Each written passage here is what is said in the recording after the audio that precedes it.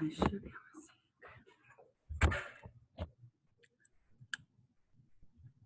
Okay. Charles is here. They're going to start coming in because I told them 6:40. Hi. Somebody's by phone. Okay. Hi, you guys. We're going to get started, okay, in just one moment. Okay. Go ahead, Jim, and get started. More will join only because I told them like 6:40 or so. So can you see? Can you see yourself? Okay. Can you guys see him okay? Those who I have with me? We know you guys can. Can you just raise your hand? I'm going to have the chat box. You guys see the chat box? We're going to hold the questions till the end. Is your phone muted? Julina, can you see him? You can't really see him, but you can hear him, huh?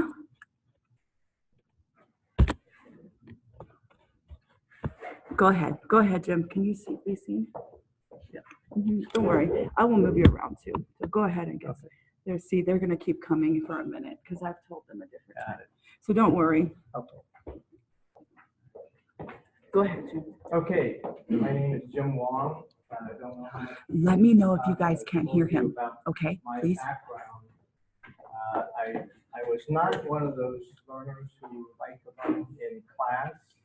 That's why I joined the Marine Corps while I was still very young. I like to learn from people, and it hasn't been that many years that I really learned to maintain a balance. You can learn from books, from courses, and learn from people. You don't have to give up one for the other. Most entrepreneurs that I have met, and I've met thousands of them in the last 45 years, tend to have a lot more street smarts, and schools don't teach street smarts, right? How many of you own a business now or are thinking of starting? Yeah, that's just like the last class, but that's great because you're back because you know that there are some things that you can learn from the classroom that people on the street don't teach you. I went into Marine Corps when I was 19 years old, and the recruiter said, "Okay, son, you're going straight to Vietnam." And I said, "That's what I want to do." At 19, I thought I was indestructible. Well, Vietnam told me that I'm I'm mortal. So really tough going when I got there because I happened to walk in right into the Tet Offensive. That was the Viet Cong, the North Vietnamese Army's last hurrah. But we didn't know it. The politicians all thought, wow, if they can mount this kind of force against the Americans, we better get out. So guess what? Their strategy worked. And so I'll admit to you that the Americans lost that war. And we won a lot of battles, but it's a war of whose country are we fighting in, and how strongly do the people that we're fighting against feel about defending their turf? There's a parallel. If you look at the last 20 years, small companies, meaning 500 employees or less, and I'm presuming that's almost all of you, right? You fit into that category, at least for now. You may get bigger than that. If you look at the jobs created by small businesses, and I've owned a bunch of small businesses, and thank God for my wife, Lindy, over here, Linda, I call her Lindy. We were a pretty good dual team. There were things that I was good at and things that she was good at, and together we managed to bat about 500. And for entrepreneurs, that ain't bad. We started a few companies that went close to 5 years. The 5-year mark is when the SBA says your chance of success is very high. So anybody own a business that's more than 5 years? Okay, so you're all in that stage where you have to figure out very quickly, how do I get the funding I need, get the partners I need, get the customers to rally around the value proposition that we are providing. So very interesting time. I learned more, or we learned more from the failures than the successes. So the nice thing is that we had enough successes that we were able to have enough money to start new businesses. 2 of those businesses that we started with friends actually exceeded $1 billion in sales. And yet, that's not where we made most of our money. I wasn't smart enough to understand how to ask for equity, ask for ownership. So, coming out of the military, it's yes, sir, 3 bags full. So I was dutiful in doing my job. And over the years, I learned how much to ask in terms of equity. And also, during those early years, I was able to differentiate between debt financing and equity financing. You have to balance how much can you borrow from your parents, from your brothers and sisters, and from your friends, and how much equity do you end up giving them. I went to Harvard, and I thought, okay, I'm learning from the best. Well, guess what? A lot of those professors didn't own businesses, so they were teaching from the book. And so where I did most of my learning is from two guys, both high school graduates. And when we got on Wall Street, he knew more than the Wall Street bankers. And it's phenomenal that he started in the Army. And like a lot of us, he got out, decided to go out on his own. And with no college, he rode his motor scooter all the way from Detroit to Houston in the dead of winter. He wanted to get away from the cold country. He's today very successful. We own casinos together. And he taught me more about how to operate with Morgan Stanley, Goldman Sachs, some of those major companies. He knew their questions, he knew the answers, he knew how to surround himself with the kind of partners that could attract money. And that's the part that nobody ever teaches you. It's the networking that I learned that helped me to attract the kind of partners. I have some very simple rules that I tell people, and after I talk, you're going to talk about balance sheets, income statements, and COGS, and all of those technical things that you really need to know. One thing that when I worked for the Small Business Administration, a lot of the veterans who came to me said, I know how to follow orders. I've got the discipline. I'm not a good salesperson. And I would say, it doesn't matter what your business is. If you're the CEO, the founder, and you're the president, you got to be a good salesperson. If you're selling ideas or selling a product, you are the best at doing that. Most investors will want to talk to the CEO. Of course, they'll ask the CFO about, okay, what is the due diligence, and understand what balance sheet, what the liabilities are. But in the end, it's their faith in you and the team you've assembled that attracts money. And they didn't teach me that in business school. They just said, you got to be really strong in the fundamentals. Absolutely. That goes without saying. But where it really counts is you. You've got to have enough faith in yourself that you can sell the idea, you can sell it anytime, basically turn on a switch and boom, you're talking your business and how familiar you are with your customers and with your asset utilization, the balance sheet and the income statement. They're all a reflection of what are the habits that you have developed, how much money you go through with your team. Does everybody share the same vision? When times get rough, how many people respond right away? And one thing that I learned in the military is we don't like guys who are not with it, meaning they have bad news.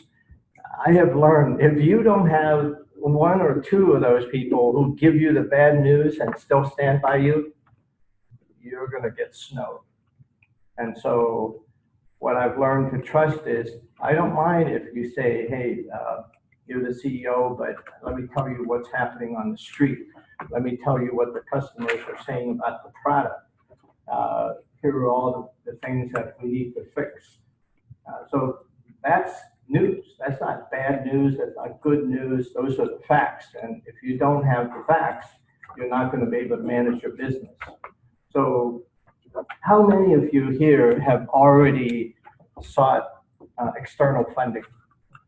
Anybody? Debt financing or equity or both?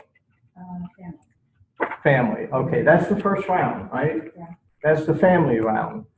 And if you have the fortune of having family members who are willing to put in their money, that's great. That's preparation for the seed round. And then we did capital. You raised capital for, and you gave away some equity, right? You gave some to your family, I'm sure. No? Wow. Can I meet your parents?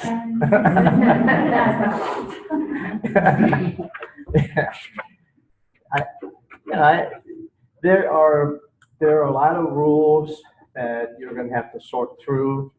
And what's nice about entrepreneurship is we're still learning what entrepreneurship is all about. Natasha was at my conference in San Diego last Saturday, and we had lots of people. We were able to marry up people with money, venture capital, and people with ideas. There were people with very high tech, because they had worked on high tech businesses in the military or after the military.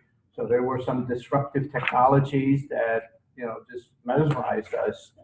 And there are some people who just said, no, I've got a really common business. Like two guys, both Marines and both disabled 100%.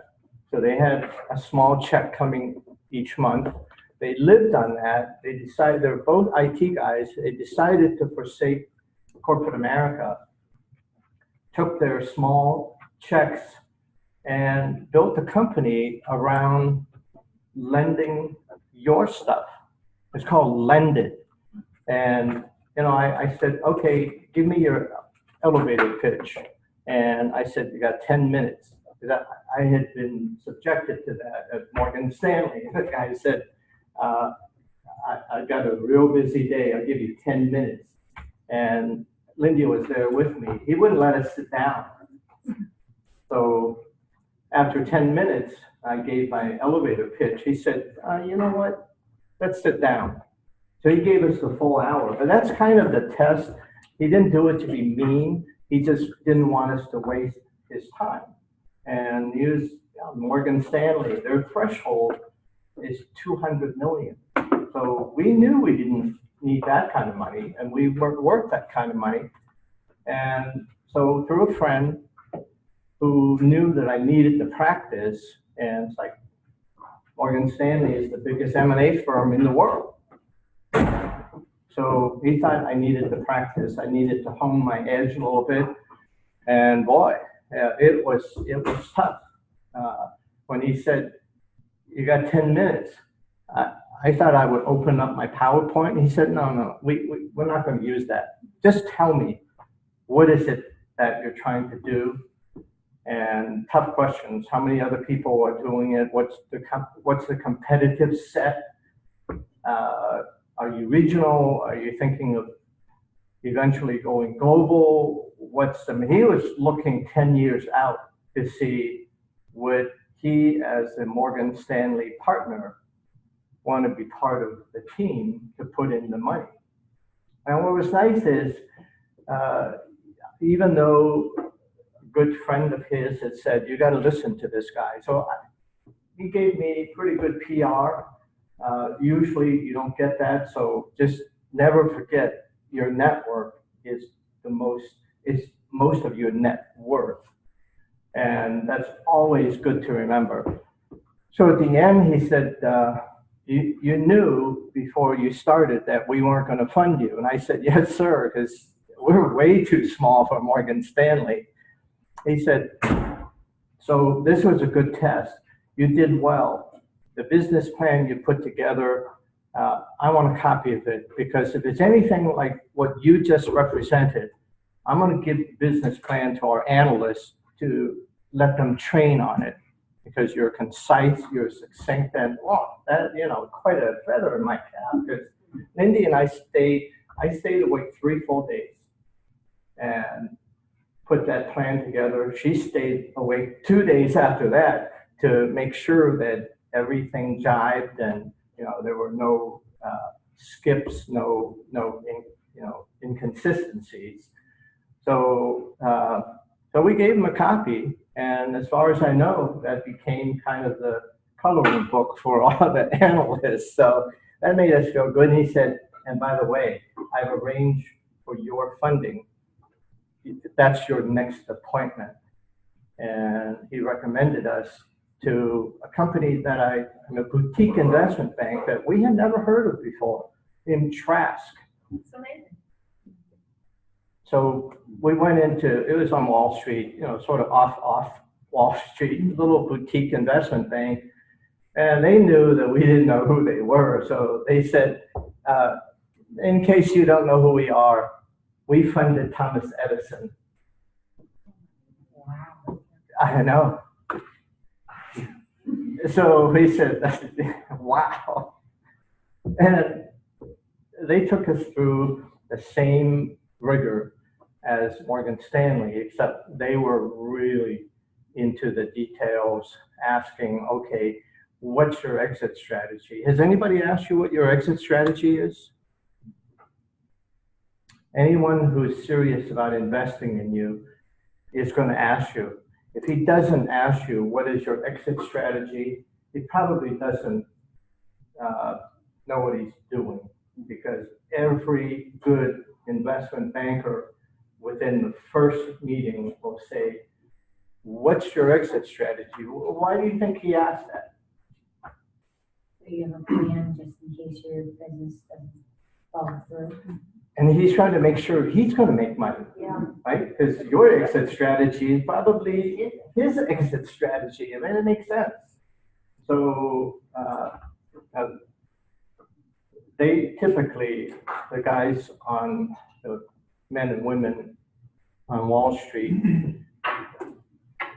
if they think your plan makes sense, they will give your plan, nowadays, your PowerPoint. And during our days, the early days, they actually would have a vote like this, that they would say, okay, give me a few more copies and I'll hand it off to my analysts, who will pour through it with a fine-tooth comb. And they will be armed with a whole bunch of questions in priority sequence, and they'll give it back to their bosses, who will drill you the very next meeting, because they want to know how prepared you are, or if somebody else wrote your business plan. So even if you get somebody to help you, you got to really know what's in each section and know what your exit strategy is. If you have partners, you have to do it, because if they're even the same age as you, if they're your best friends, who knows what's going to happen to them? What circumstances will make some of them say, I need to get out. I've got something else to take care of. I might want to get out so I can invest in some other project. So in order to be fair to yourself, as well as fair to them, think about what is the exit strategy. And there's a myth, and I'm sure that you've all heard it, that you never want to give up 51% management control, right? We're all told, oh, hang on to that company. It doesn't matter, because if you have the right investment partners, even if you end up getting diluted down to 20%, if they're good partners, they will make sure that you're taken care of. And your 20%, it's the old, as a small percentage of a big pie is worth a lot more than a big percentage of a little pie. So that's why I have learned, don't worry about, am I still going to retain management control? Chances are anyone who puts money into your company is going to dictate, number one, who's your CFO. If they put in a lot of money, they're going to want their own CFO or someone to be CEO. You might have to step aside and say, you know what? I have to admit this person is more capable and will make me more money. So the ego has to be submerged. You still take a lot of pride in what you started, and they will respect that. But if they say, we have a guy who should be CEO, then don't question it, but look at, okay, what's the long-term benefit to me if I accept this person? So when I worked for the Small Business Administration, what I found is that women own more than half of the small business in America for good reason. They're really good at multitasking, and they tend to have less ego in the game. The ego really kills you. I mean, I've been there when I thought, hey, I went to the best schools, I'm smarter, I can run faster. Well, maybe. So what we have learned to do is, if you make sure that every successive generation is better than the last, that's how you guarantee your mailbox money, right? Someday you want to be sitting on the beach or someplace you really want to spend more of your time or with your family, and that check keeps coming to your mailbox. We call that mailbox money. So that's another reason that you need to think long term. What is my exit strategy? And we talk about, does your value proposition have legs? You know what that means? Anybody? That means I'm working with 4 guys, no college education, or maybe very little, but they developed this sneaker that they can project images to. On the heel, you can project an image through Bluetooth. And yeah, I know, like, whoa. You know how I knew that they had the buzz? Because when they did Indiegogo crowdfunding, they raised $1 million in a few weeks. Just a couple of years ago. They didn't have a product manufacturer. They had just a prototype. They had a shoe that they showed people, and all of these rap stars and movie stars and the who's who said, hey, I want to pre-order that shoe. The retail price of that shoe is $599. They raised $1 million. So to me, that has legs, because if you can project that image through a Bluetooth from your phone onto that shoe, what other items of clothing can you project that image onto? Well, apparently some other people were thinking like that because they were contacted by Universal Pictures.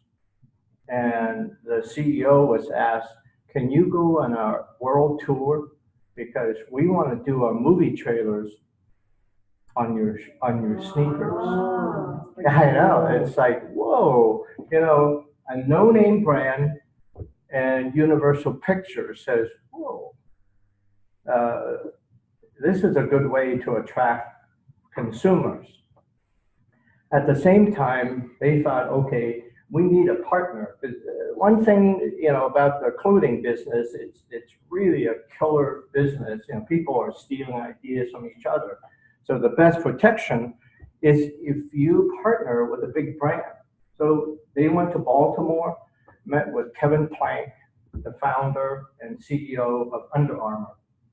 Well, in the military, I wore my uniform on the outside, but almost every military I wear is the Under Armour, you know, everything on the inside to keep you warm, to keep you dry. So well-known brand. Kevin Plank started 21 years ago. And I know the guy who put in $500,000, the seed money, to get that company started. And he made a bundle because he kept buying more, and at the point that he put in the first seed money, of course, he got some good equity out of it. And so I went up to this guy's office, also in Baltimore, and he said, look out the window. There's Under Armour's headquarters. It's this monstrous, beautiful headquarters straddling the water in Baltimore. And so, well, Kevin Plank met with the guys who made that sneaker and said, you know, my stock has really been lackluster for the last 2 years. If you look at Under Armour stock, it's been real flat, and on Wall Street, you don't want this kind of trend. You want this kind of trend. So he said, I'm going to introduce you to my supplier who will help you create products that will generate excitement on Wall Street. Because, you know, that's the difference. If you attract capital on Wall Street, that's your operating capital, right? And that's the best kind because you're publicly traded stock. You want to create as much buzz as possible. So this company has legs. And that's what you want to do. Now, they still got a long ways to go because the one fear I have, and I'm putting a team together to manage this company because everybody they have is under 30. That's not going to attract a lot of investors. Now, Zuckerberg was very lucky. His sister actually helped him create the marketing buzz. She introduces herself as, I'm the one who graduated from Harvard. And she did. She went to work for an ad agency and learned a lot. And then Zuck, knowing she was still pretty broke living in New York, sent her a ticket and said, hey, come home, spend some time with us. But he wanted to interview her to see what she could do from the advertising marketing perspective. And so she fell in love with all the people, the dedication, the passion they represented around Facebook. And so she was the first marketing, advertising, brand management person that Zuck used. And so she gave a keynote speech. We did a conference down south and invited her to be our keynote speaker. And she said, you know, as entrepreneurs, you got to put up with a lot of crap. And been there. I have the t-shirt. It's the t-shirt. You're dealing with a lot of criticism, a lot of rejection, and just outright plain attacks against your person. And you know, you're fighting this game, which she said, crap, and it's an acronym that, you know, a lot of criticism and a lot of rejection. But that comes, you know, you have a lot of people in the investment world, they don't own companies, but they can critique the hell out of your company. That's what they do. They've been to the best schools. They know how to find the weaknesses in your value proposition. Do you need those people? Yeah, absolutely, because they tend to see things from the Wall Street perspective. Are you fundable? Are people going to invest in you, in your stock, in your company, in your future? And so, yeah, sometimes those people can be real asses. And I usually tell them, hey, look, I really appreciate your help because I didn't see a lot of these things that you pointed out, and I respect your observations. I think you cuss them out underneath your breath because they're tough. But if you can survive them, you can survive the street. And that's where it's at. No matter what you do, you're taking your company on the street.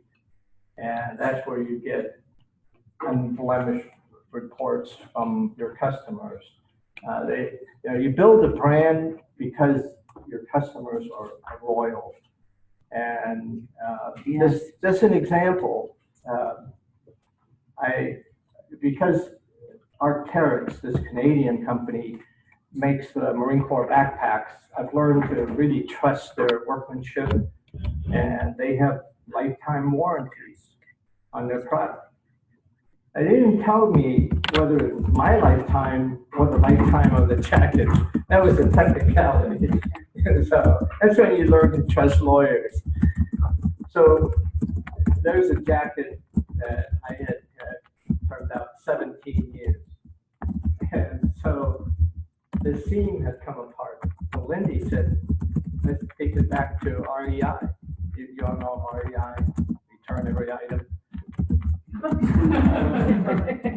They have a great warranty. I mean, they stand by their products. And Arc'teryx, they're expensive, but they last forever. So the customer service person said, yeah, it looks pretty good. And I played it real thick. I said, I'm a Marine. I take care of my equipment because my equipment takes care of me in combat. So I really took care of this. And she said, I can tell. But it's 17 years old, way out of REI's warranty. Let's send it back to Arc'teryx. So we did. And so the customer service person said, this is a 17-year-old jacket, and we warranted it for the life of the jacket, not your life. I said, okay, I understood it was my life. And so Lindy had been in customer service for many years and said, okay, let's see what she offers. So she said, I'll give you 50% off on a replacement jacket. You say yes, you give me your credit card, I'll send you a new jacket. So Lindy said, no, that's her first offer. If you take it, that's what you'll get. So I said, that jacket really, you have it now, go look at it, it's in real good shape. And so she came back with, I'll make an exception for you. I'm going to send you a new jacket. Oh, I didn't know the new jacket was $625. Yeah, so now, if you were that manufacturer, that's right off your bottom line, right? So now you really have to, this is stuff you learn, that brand equity is not just something that's this theoretical concept. Brand equity is how good is that product? If you have the kind of warranty that keeps attracting people, Arc'teryx is a huge company, Marine Corps buys from them, and we don't buy from foreign companies. Jim, I have to interrupt because I'm about to lose my guys here. Oh. How you guys? Have you guys enjoyed him? I'm hearing them saying entertaining and informational. I like his style, totally military. Great, yes, they love you. They are loving you right now. So you guys, you have any questions before I disconnect us? Anybody shoot us a question right now if you want him to answer. You can type it into your chat room. I've sent you a chat that says to email me something that you really liked, a sentence or two, okay, about his presentation. And that's how you get your points for today. Are there any questions before I exit the meeting from any of you? What does Jim do now? Sorry if I said this and if I missed that part. Thank you, Blaine. So what do you do? What are you doing now, Jim? Sorry if you missed that. Good question. Thank you, Tanya. Okay. So we've been successful enough that now I'm an angel investor and I round other people up so that we know how to spot a good deal. And if I keep giving those to my friends and they keep giving me those deals, we're going to get rich together. And we respect all of the founders and all of you because we've been there. So we're not going to give you a lot of flim-flam about, okay, you're going through tough times, but that's for now. We'll take care of the money. We'll make sure that you're well capitalized. And we like that. So there's a huge difference between, you've heard of VCs and angels and private equity guys. They're all different. So it's the private equity guys, like Andreessen, Horowitz, who funded Elon Musk. Was a great question. You know, Elon Musk has yet to make money with Tesla, and he's definitely not making money with SpaceX. But people keep plowing money for whatever idea he comes up with. SpaceX got quite a bit of money, though, to give back, like some odd billions of dollars that went to the community, though. It's nuts. I'm going to show you guys that later. Thank you, guys. I'm going to go ahead and disconnect you. Make sure I have a phone number coming in, too. A 916-68 is the last two digits. Thank you, Jim. Thank you. How does Jim invest now? Here's the other thing, you guys, because our time is running. If you have questions, add them into your email to me, and I'll send them over to Jim. Jim, come closer real quick just so that they can. There he is. Yes. Okay, and he will answer those. All right, so email me. Phone number coming in. 68 is the last digits. I don't know who you are, so remember, it's really important. Email me, and then email me a sentence or two what you liked, and if you have any questions, he will continue to answer those. Okay, thank you all. Be well. Thank you. Okay, bye-bye. So, I'm basically your comic relief. There isn't anything I told you that you